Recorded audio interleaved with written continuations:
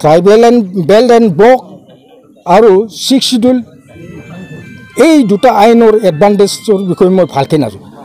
আপুনি যদি ভালকৈ নাজানে তেতিয়াহ'লে এই আইনৰ বিৰোধী কি আঙুলি উঠাই আছে আপুনি। আপোনাক আমি ধিক্কাৰ দিছোঁ।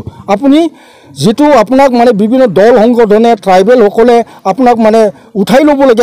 আপুনি যেটো বিবৃতি দিছে ট্ৰাইবেল আৰু 6 শিডিউল আইনৰ বিৰুদ্ধে এইটো উঠাই ল'বৰ কাৰণে আপোনাক যথেষ্ট মানে দল সংগঠনে আপোনাক প্ৰেছাৰ দিছে। কিন্তু আপুনি যোৱাকালি যেটো প্ৰেছ মিট দিলে এই প্ৰেছ মিটত আপুনি কি কৈছে আপোনাৰ ভুলে নাই।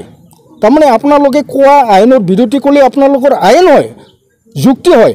আমি আইনৰ বিৰোধী কোৱা মানুহৰ ওপৰত যদি প্ৰশ্ন কৰোঁ তেতিয়া আমাৰ কাৰণে কি হয়, আইন বিৰোধী হয়, দেশদ্ৰোহী হয়।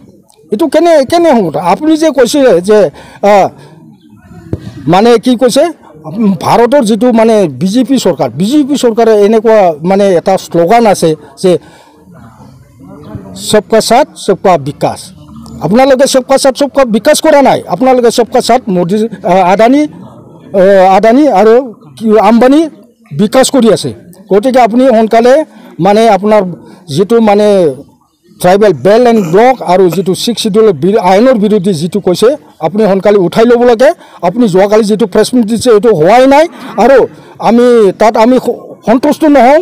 আৰু আপোনাক মই এটা অনুৰোধ জনাওঁ যে আপুনি সাংসদ এজন হয়, আপুনি দৰং ওদালগুৰিৰ পৰা ট্ৰাইবেলৰ ভোট লৈ ডেৰ বছৰ নহওঁতে আপুনি যি ট্ৰাইবেলৰ বিৰুদ্ধে যি মন্তব্য কৰিলে তাৰ বাবে আপুনি দায়ী। এইটোৰ কাৰণে আপুনি ৰাজহুৱাভাৱে আপুনি ক্ষমা বিচাৰিব লাগে।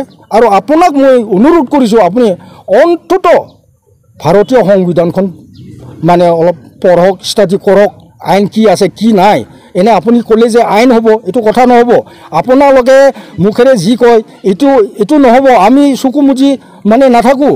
আপোনালোকে যি আইন বিৰোধী কথা কওঁ তাকে আমি মূৰ তল মোৱা হৈ পেলাই হয় বুলি ক'ব লাগিব নেকি? এইটো মুঠেই হ'ব নোৱাৰে। আপোনালোকৰ চৌবিনিষ্ট যেটো মানে মনোভাৱ, আপোনালোকৰ যেটো ট্ৰাইবেল বিৰোধী মনোভাৱ, এই মনোভাৱৰ কাৰণে আজিৰ দিনৰ আগৰ পৰাই ট্ৰাইবেল বিৰোধী আপোনালোকৰ যেটো নটিগুটি, সেইবাবে ট্ৰাইবেলবিলাকৰ আজি অসমত বিভিন্ন দল সংগঠনত জন্ম হ'বলৈ বাধ্য হৈ গৈছে। আপোনালোকে সৃষ্টি কৰিছে এইবিলাক দল সংগঠন।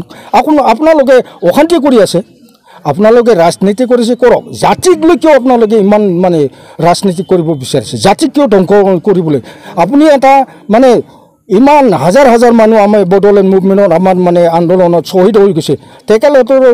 তেখেতসকলৰ শ্বহীদৰ বিনিময়ত আমি 6 শিডিউল এটা সাধাৰণ এটা নিজকে মানে চম্ভালিবৰ কাৰণে এটা আইনৰ ব্যৱস্থা পাইছে। তাকো আপোনালোকে বিৰোধী কৰি আছে।